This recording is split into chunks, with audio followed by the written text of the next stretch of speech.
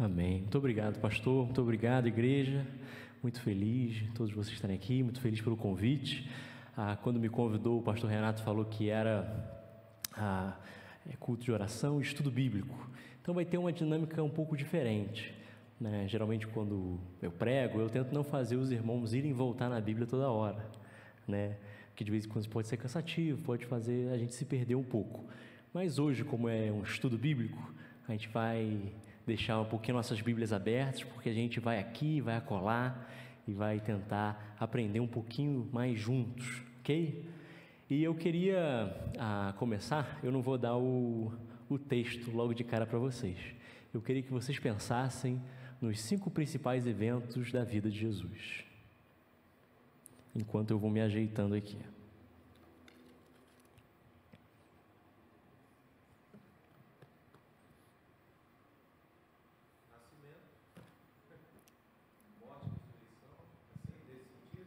Isso. Quero que vocês pensem aí, vocês na internet. Pensa silenciosamente, primeiro. Tranquilo. Não vamos dar cola. Vamos tentar. 1 minutinho aí para vocês. Não precisa ser em ordem, sabe? De vez em quando a gente vai estar na dúvida. Pô, esse aqui vai estar na frente desse, mas eu quero os 5 principais. Para você, tá bom? Vamos pensar aí um pouquinho, tá? Não vamos procurar na internet. Não vamos ler aqueles títulozinhos que a nossa Bíblia dá.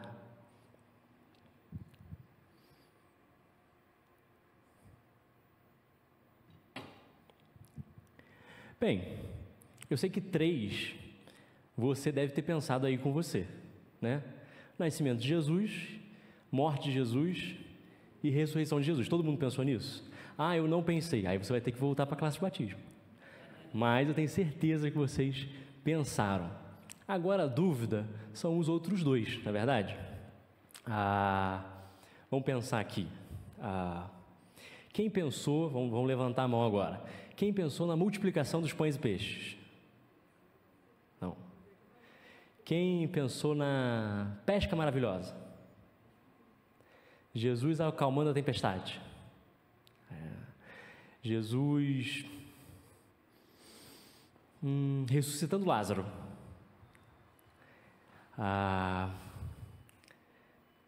Jesus curando a sogra de Pedro.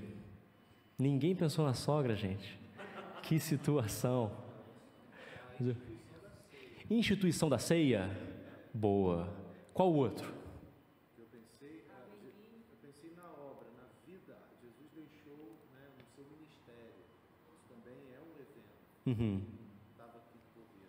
Aquele período em que ele é batizado, grande evento.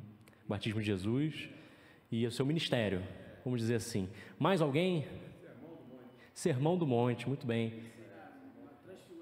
Transfiguração. Arrebatamento da igreja, verdade, vai acontecer. Isso aí. Mas o que eu vou falar hoje, eu acho que ninguém falou ainda. Eu queria falar com vocês hoje e perguntar para vocês. Alguém pensou aqui na ascensão de Jesus? Né? E a nossa grande pergunta hoje é se a ascensão de Jesus foi algo importante ou não é algo importante? É só um apêndice, né? Ou é uma nota de rodapé nos evangelhos? Ou é alguma coisa que tem importância para nós hoje? Por isso eu queria convidar vocês para abrir lá em Atos. Vamos ler do 6 ao 11.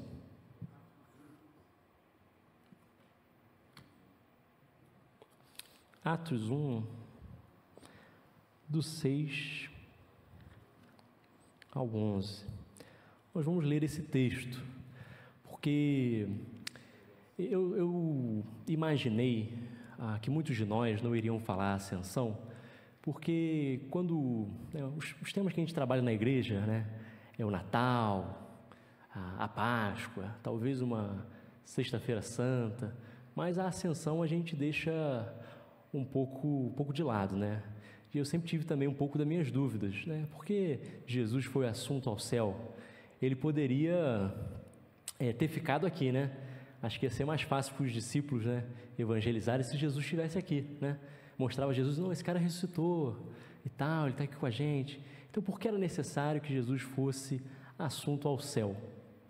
É isso que a gente vai pensar hoje e é isso que nós vamos ler agora em nossas Bíblias. Diz assim: Então, os que estavam com Jesus lhe perguntaram: Senhor, será esse o momento em que restaurará o reino a Israel? Ele respondeu: O Pai já determinou o tempo e a ocasião para que isso aconteça. E não cabe a vocês saber. Vocês receberão poder quando o Espírito Santo descer sobre vocês e serão minhas testemunhas em toda parte, em Jerusalém, em toda a Judéia, em Samaria e nos lugares mais distantes da terra. Depois de ter dito isso, foi elevado numa nuvem e os discípulos não conseguiram mais vê-lo. Continuaram a olhar atentamente para o céu, até que 2 homens, vestidos de branco, apareceram de repente no meio deles e disseram: Homens da Galileia, por que estão aí parados, olhando para o céu? Esse Jesus que foi elevado do meio de vocês ao céu, voltará no mesmo modo como vocês viram. Então, a gente vai prestar atenção agora nesse primeiro versículo aqui. Em Atos 1:6, a gente vai ter essa pergunta dos discípulos a Jesus. E o que essa pergunta quer dizer? A pergunta é: quando o Senhor restaurará o reino a Israel?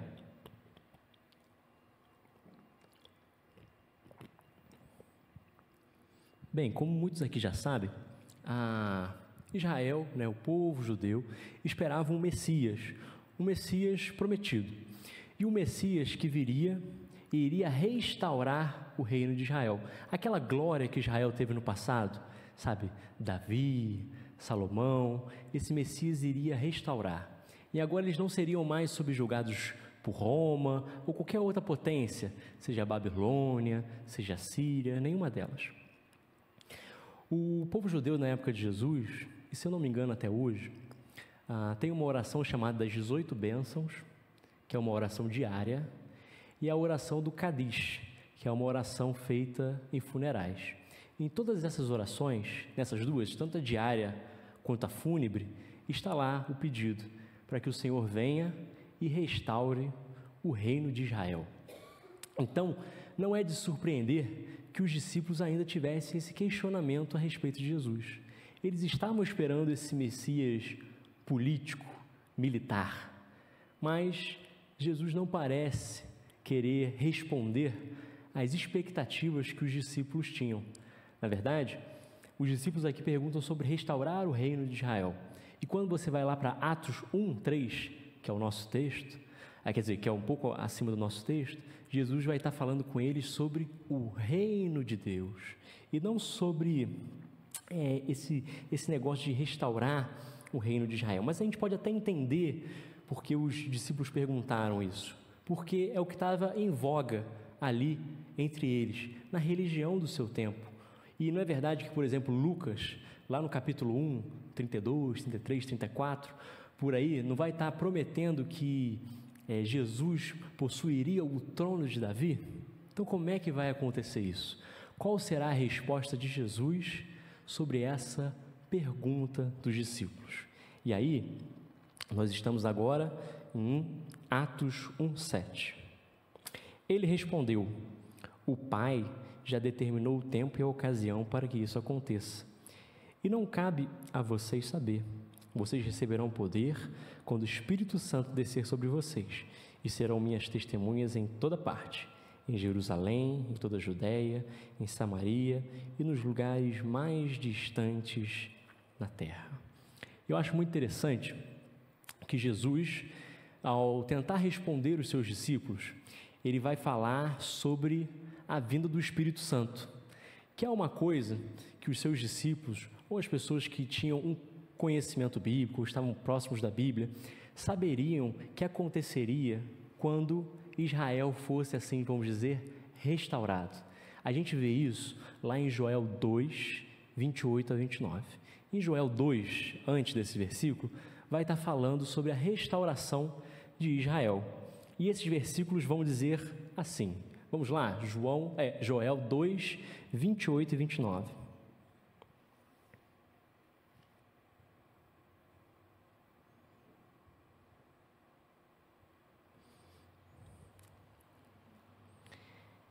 vai dizer assim: então, depois que eu tiver feito essas coisas, que em cima é restaurar o reino de Israel, derramarei o meu espírito sobre todo tipo de pessoa. Seus filhos e suas filhas profetizarão, os velhos terão sonhos e os jovens terão visões. Naqueles dias derramarei meu espírito até mesmo sobre os servos e servas. Então, Jesus meio que está respondendo para eles que eles esperavam então que essa descida do Espírito Santo, profetizada por Joel, viria quando esse reino fosse restaurado. Se viria no começo, se viria no final, se viria ao mesmo tempo, poderia ser a dúvida deles. Mas que o Espírito Santo viria, tudo bem. Mas as perguntas, quando isso ia acontecer então, nessa escala de tempo, e para que ele viria? Primeira coisa então, quando isso acontecer, a gente vê no capítulo seguinte, que é em Pentecostes, quando o Espírito vem sobre a igreja. Agora, para que esse Espírito viria? Aí Jesus fala, virá sobre vocês o poder. E esse poder é poder para quê? Quando estávamos na classe, na EBD de jovens, lá quando estávamos estudando Juízes, a gente às vezes via que o Espírito de Deus vinha sobre um determinado juiz, um determinado líder, e ele era usado para libertar o povo de alguma desgraça que estava acontecendo. A gente pensa igual, por exemplo, Sansão, por exemplo. Mas poder aqui que Jesus quer dizer é o mesmo poder quando está falando lá, É o poder de a gente poder atacar os filisteus, é o poder da gente poder subjugar aquelas pessoas que são contra a gente, é o poder de poder pedir, Senhor, desça fogo do céu e acaba com esses incircuncisos. Não é isso. Sempre quando Lucas vai falar sobre poder, vai falar sobre o poder de testemunhar. E é isso que Jesus também diz aqui, quando diz que vocês receberão poder quando o Espírito descer sobre vocês e serão minhas testemunhas. Olha só, e quando a gente fala sobre testemunhas, a palavra em grego é mártires. E a gente tem essa palavrinha em português também. É aquela pessoa que morre por uma causa. Então, o Espírito Santo viria sobre eles, não para que eles atacassem outras pessoas, não para que eles subjugassem outras pessoas, ou para que eles exercessem o poder sobre alguém, mas que eles fossem cheios do Espírito Santo, para que eles testemunhassem a respeito de Jesus. E esse mesmo Espírito que viria sobre eles e veio, está sobre você também, e te capacita a testemunhar de Cristo, a testemunhar através dos louvores, testemunhar através da sua vida, a testemunhar quando você compartilha o Evangelho com algumas pessoas. E aí você vai ver que na resposta de Jesus, Jesus parece estar respondendo então sobre a restauração então de Israel, que é a pergunta dos discípulos. Mas Jesus parece ressignificar isso em tempo, falando, olha, não chegou ainda. Vocês então esperem um pouquinho que também, como é que ele fala? Ele fala que não cabe vocês a saber, sobre quando o Pai fará isso. É quase uma tradução do século 22, não é da conta de vocês, E aí, Jesus também ressignifica no sentido de abrangência. Vocês lembram quando eu falei que essa restauração de Israel aconteceria e que nessa restauração haveria um movimento de pessoas que estavam afastadas, judeus afastados na diáspora, no exílio, eles iriam retornar. É um movimento, aí eu não sei, eu estudei muito isso, não vou olhar meu papel, mas é um movimento então centrípeto, para um determinado ponto. E Jesus não quer isso. Jesus quer um movimento centrífugo, é para as pontas. Aquilo que Jesus vai trazer não é só uma restauração para Israel, mas é uma restauração para a Judéia, para Samaria e até os confins da terra. Então, o que Jesus veio trazer é muito maior do que aqueles discípulos estavam esperando. E aí agora nós podemos ir então naquele texto que mais nos interessa, que é agora Atos 1, verso 9. Depois de ter dito isso, foi elevado numa nuvem e os discípulos não conseguiram mais vê-lo.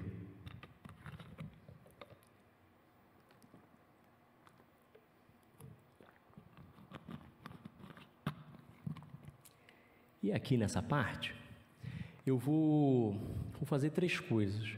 Primeiro, a gente vai achar um paralelo no Antigo Testamento sobre o que aconteceu aqui nesse episódio. Por que a gente vai olhar para o Antigo Testamento? Porque o Antigo Testamento é a Bíblia que eles liam. É o Antigo Testamento que dava o conhecimento religioso para eles. Então, as referências que Jesus faz no seu ministério, nós temos que primeiro olhar lá para trás. Porque às vezes a gente fica muito concentrado no novo, e às vezes esquece um pouco do antigo, né? E o antigo é 75% da Bíblia. Então, a gente vai olhar primeiro o paralelo que Jesus, nessa ação aqui, está fazendo com uma personagem bíblica. Depois a gente vai olhar uma profecia, e depois a gente vai olhar uma tipologia. Então, esse primeiro paralelo acontece lá com Elias, que alguns comentaristas vão dizer. Vamos abrir em 2 Reis 2, 9 e 11.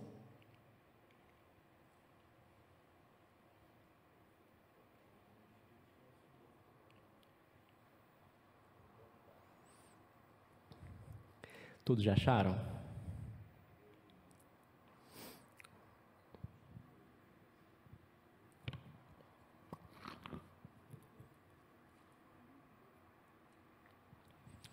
Quando chegaram à outra margem, Elias disse a Eliseu: diga-me o que posso fazer por você antes de ser levado embora. Eliseu respondeu: peço-lhe que eu receba uma porção dobrada do seu espírito e me torne o seu sucessor. Elias respondeu: o que você pediu é uma tarefa difícil, mas se me vir quando eu for separado de você, receberá o que pediu. Caso contrário, não será atendido. De repente, enquanto caminhavam e conversavam, surgiu uma carruagem de fogo, puxada por cavalos. Passou entre os dois e os separou. E Elias foi levado para o céu num redemoinho. Então, tanto Jesus como Elias, nesse paralelo que alguns biblistas fazem, tem certa semelhança nessa questão da ascensão. Se a gente for olhar no próximo slide que eu coloquei algumas semelhanças, né, nos ministérios de Elias e de Jesus, para a gente também não estranhar que muitas vezes Jesus é comparado a Elias no Novo Testamento. Por que se dá isso? Olha quantas coisas tem iguais, né? Por exemplo, Jesus ressuscita Lázaro, Elias também ressuscita uma pessoa. Uma multiplicação de comida acontece tanto com Jesus quanto com Elias. Essa questão de ser levado ao céu acontece tanto com Elias como com Jesus. Esses são alguns paralelos de semelhança e que chamam a nossa atenção.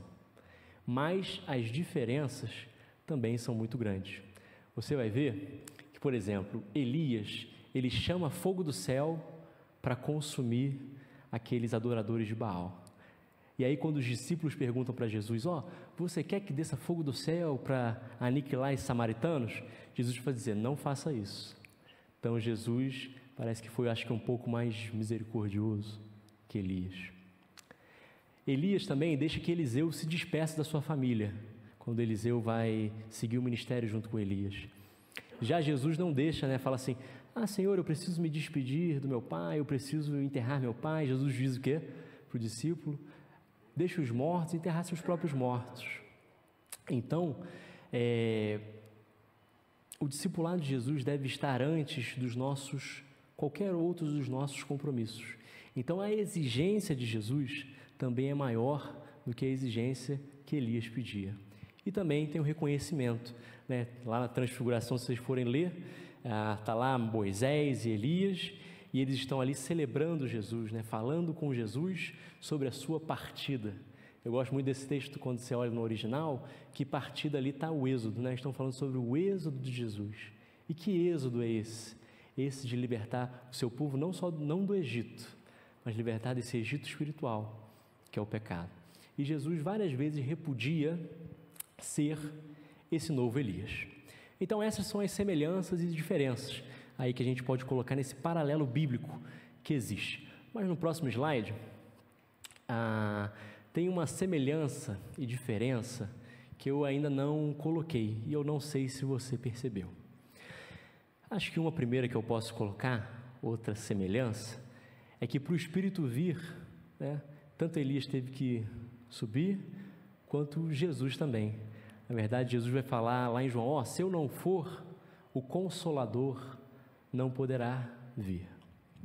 Mas é uma diferença também que eu acho muito interessante.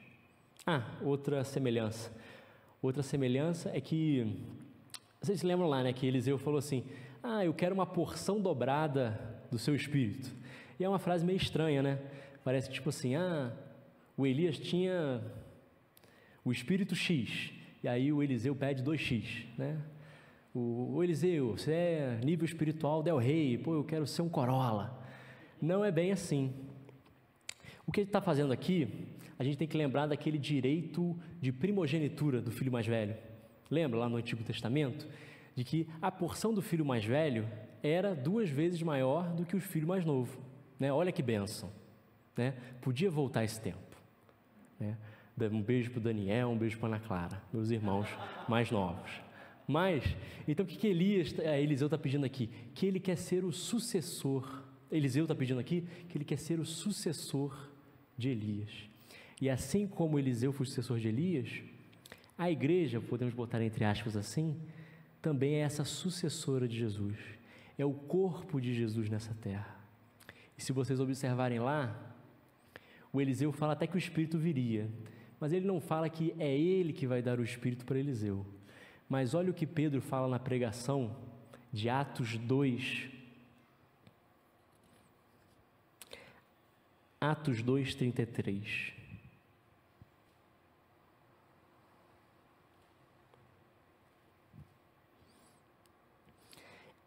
Pedro dizendo, ele foi exaltado ao lugar de honra, à direita de Deus, e conforme havia prometido, o Pai lhe deu o Espírito Santo, e ele derramou sobre nós, como vocês estão vendo hoje e ouvindo hoje. Veja que é o próprio Cristo que derrama o seu Espírito sobre a igreja. Naquele outro episódio, Eliseu que tomou a iniciativa de pedir para o seu antecessor o Espírito. Aqui não, é Jesus com graça que tem a iniciativa de derramar o seu Espírito sobre a sua igreja e ali lhe conferir dons. Então, Jesus é esse Deus de graça, esse Deus que derrama o seu Espírito para que nós tenhamos essa variedade enorme de dons na igreja. Então, esse é o primeiro paralelo que eu queria fazer no Antigo Testamento. O segundo já é uma profecia, né? Eu não sei se vocês sabem, mas na nossa Bíblia a gente tem 2 apocalipses, né? Melhor, 2 livros que têm literatura apocalíptica. Um é mais fácil, que está no Novo Testamento e já tem esse título, né? Apocalipse. O outro, que apresenta uma literatura muito parecida, é Daniel, de 7 a 14.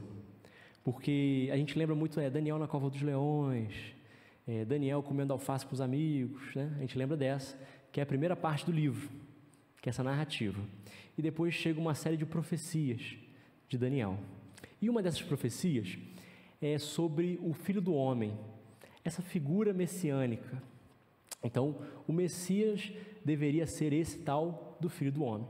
E você lembra que várias vezes Jesus falou assim, eu sou o Filho do Homem, o Filho do Homem e tal. E porque às vezes para a gente parece muito esquisito, muito estranho, porque a gente não tinha esse contato, talvez, de estar ligado nisso, na questão do Daniel 7, 13 a 14, que é essa promessa. Eu queria convidar vocês a lerem essa profecia, que vai dizer assim, vamos achar Daniel, capítulo 7, versículo 13 e 14.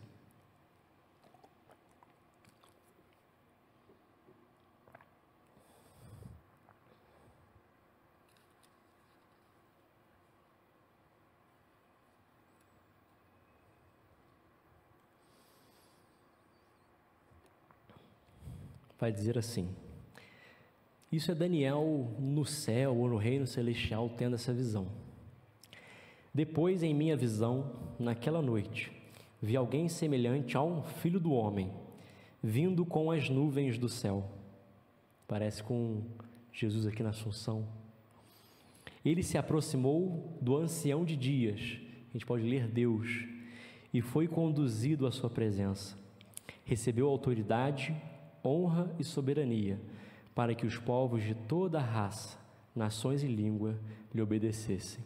Seu domínio é eterno, não terá fim.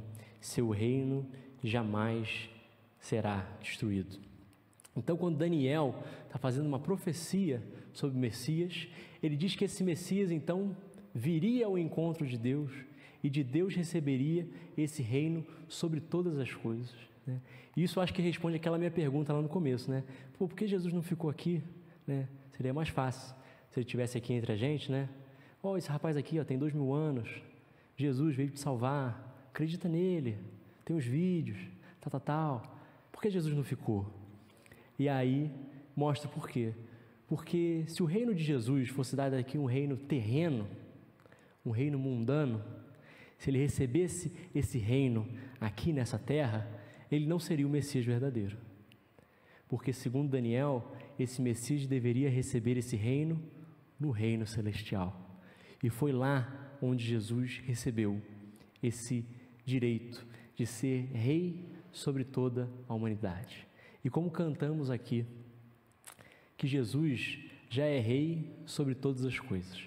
O reinado de Jesus já começou, mas é o que a gente chama na teologia de já e ainda não. O reino de Jesus já começou, mas ele não foi totalmente consumado. Que a gente fala assim, poxa, se Jesus está reinando, soberano lá em cima, né, por que teve aquela chuva, destruiu a casa dos outros?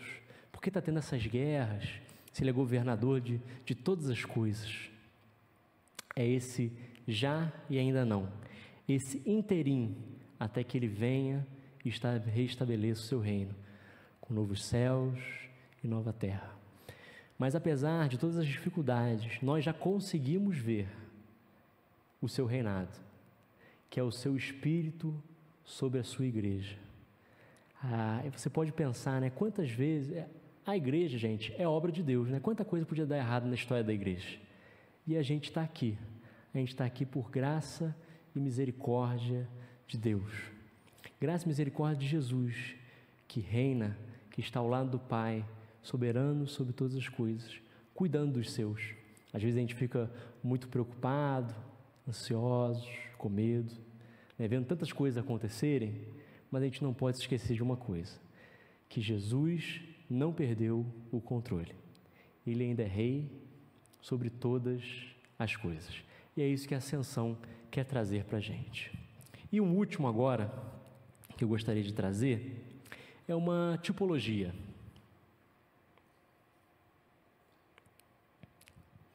Tipologia na Bíblia é quando a gente olha alguma coisa no Antigo Testamento, transporta para o Novo Testamento, né? Como, por exemplo, Jesus é o Cordeiro de Deus. Cordeiro de Deus por quê? Porque tinha um sacrifício, então Jesus se sacrificou pelos nossos pecados. A tipologia que eu vou trazer, só para a gente repassar aqui, talvez Lucas esteja falando também do Salmo 110:1. Salmo 110:1, você não precisa abrir não, vai dizer assim: o Senhor disse ao meu Senhor, senta-te no lugar de honra à minha direita, até que eu humilhe seus inimigos e os ponha debaixo de seus pés. Mas eu gosto mais do versículo 4, que vai dizer assim: o Senhor jurou e não voltará atrás, você é sacerdote para sempre, segundo a ordem de Melquisedeque. Na igreja cristã nós temos, desde o começo, essa noção da expiação de Jesus. Por exemplo, se a gente for lá em Romanos 3:25, vamos lá comigo? Romanos 3:25.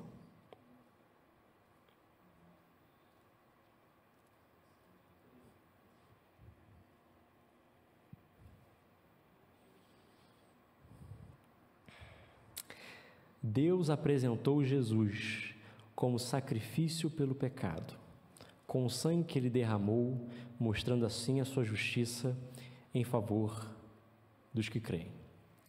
E aí, o autor de Romanos está fazendo uma outra tipologia, a tipologia do sacrifício.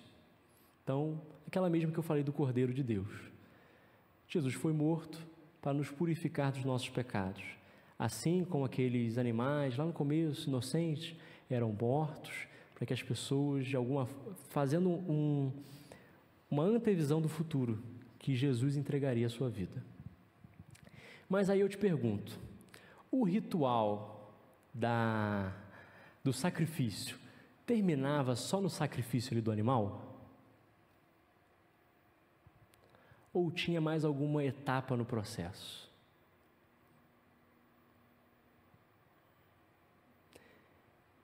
Todo judeu da época de Jesus, no Antigo Testamento, que o ritual, vamos dizer assim, do sacrifício, não termina ali no sacrifício. Vamos, por exemplo, lá em Levítico 16. Lá em Levítico 16, vai falar sobre o dia da expiação, ou o dia do perdão, que é o Yom Kippur. E como é que acontecia isso? Durante todo o ano, tinha aquele negócio. Pecou e tal, papá, quer fazer um sacrifício, está legal com Deus, vai lá e sacrifica. Mas a gente sabe que nem todo mundo tinha dinheiro para fazer isso, nem todo mundo ia conseguir fazer isso. Então tinha um dia que o sumo sacerdote fazia isso por todo o povo. Como é que é? Ele ia lá, pegava uma ovelhinha, sacrificava ela. E aí acabava aí? Não acabava aí. Ele tinha que pegar o sangue dessa ovelha, né? Subir os degraus ali do altar e entrar no Santo dos Santos. E aí só ele poderia entrar no Santo dos Santos. Esse sacrifício teria que ser apresentado ao próprio Deus. E esse Santo dos Santos é o lugar onde Deus estaria. E olha só então, esse quadro que a ascensão traz para a gente, que Jesus foi ascendido aos céus. O nosso sacrifício foi elevado até os céus. Não foi levado até os santos dos santos, mas ele não foi até o santo dos santos, mas ele foi num lugar superior ao santo dos santos, que é onde a presença do próprio Deus estava, para apresentar. Então Jesus é tanto que a oferta, mas Jesus também é esse sumo sacerdote, que apresenta a Deus a oferta que Ele mesmo é pelos nossos pecados. Por isso que vai dizer, né, lá em Hebreus faz muito esse paralelo de Jesus como nosso sumo sacerdote, aquele que está à direita de Deus, intercedendo pela sua igreja, intercedendo pelos seus. Por isso que eu queria que vocês fossem lá em Hebreus 9, 24 e 28. Olha que poderoso.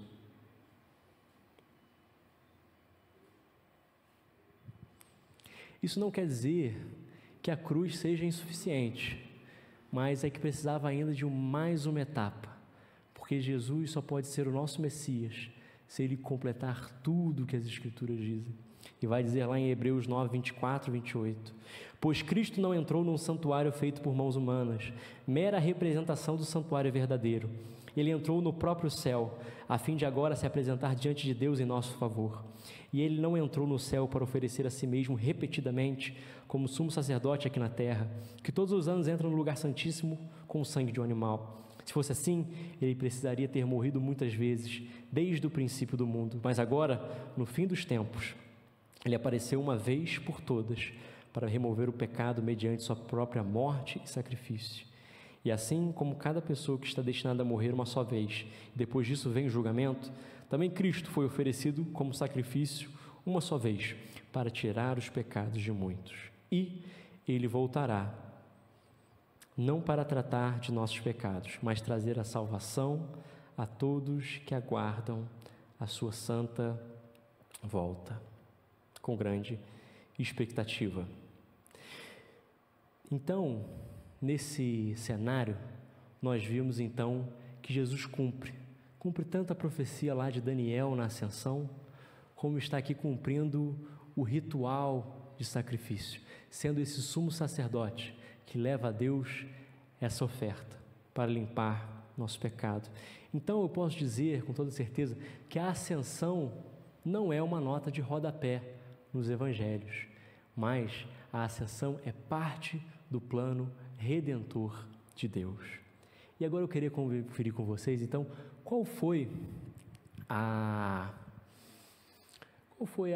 reação dos discípulos quando viram tudo isso acontecer?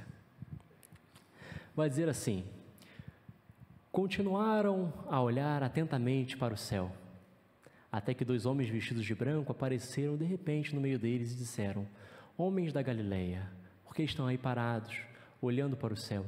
Esse Jesus que foi levado do meio de vocês ao céu, voltará do mesmo modo como o viram subir.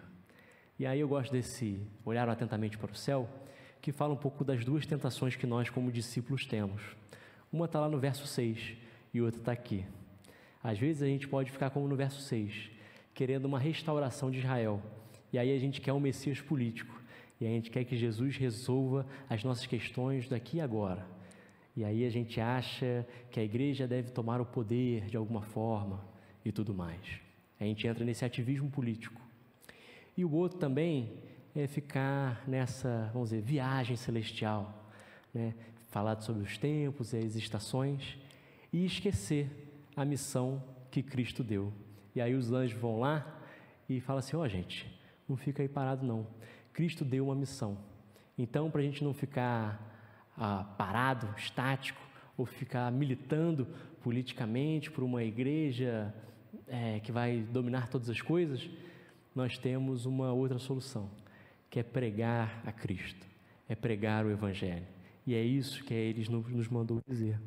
É isso que Ele nos pediu a fazer. E nós conseguimos fazer isso mediante ao Seu Espírito. E agora, passando para o final. Você lembra quando a gente falou sobre o... Pode passar o slide, por favor. Tem, claro, né, essa promessa que Cristo voltará do mesmo modo, visível, em glória, fisicamente, não será um expostor, será Ele mesmo. E você crê nisso? Todas as promessas que Ele fez aqui, do 6 ao 11, se cumpriram. O Espírito veio sobre a igreja em Atos 2. O Evangelho se espalhou além da Judéia, Samaria, e chegou até os confins da terra. Chegou até aqui o Brasil. Chegou até mim e a você. Só falta que Cristo voltará. Mas se tudo que Ele falou se cumpriu até agora, por que essa não se cumpriria? Essa é a nossa grande questão. A volta dele, essa volta é certa.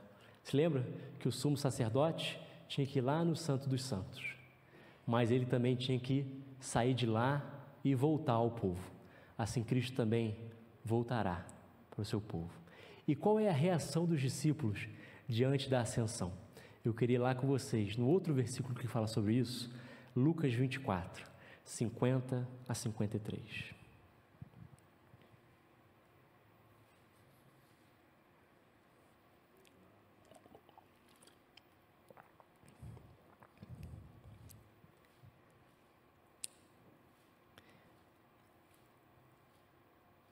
Depois Jesus os levou a Betânia e, levantando as mãos para os céus, os abençoou. Enquanto ainda os abençoavam, deixou-os e foi elevado ao céu. Então eles o adoraram e voltaram para Jerusalém, cheios de alegria, e estavam sempre louvando a Deus. Então, que diante da ascensão, nosso sentimento seja esse também, de alegria, de louvar a Deus e de ter esperança que Ele voltará. Nosso próximo slide, só queria falar o que isso muda para a gente. Isso muda para a gente, a ascensão, que Cristo é o Senhor sobre todas as coisas. O Abraham Kuyper vai falar um negócio que não tem nenhum centímetro quadrado que Cristo não olhe nessa terra e fala, é meu. E os seus sentimentos, seu coração, a sua vida, a mim pertence. O Brasil, as Américas, esse mundo todo pertence a Cristo. Ele é soberano sobre todas as coisas e por isso nós não precisamos nos desesperar. Jesus está intercedendo por você. A obra de amor de Jesus não acabou ali na cruz, não, ou na ressurreição, mas Cristo constantemente está intercedendo em favor dos seus, da sua igreja. E o último, Jesus voltará.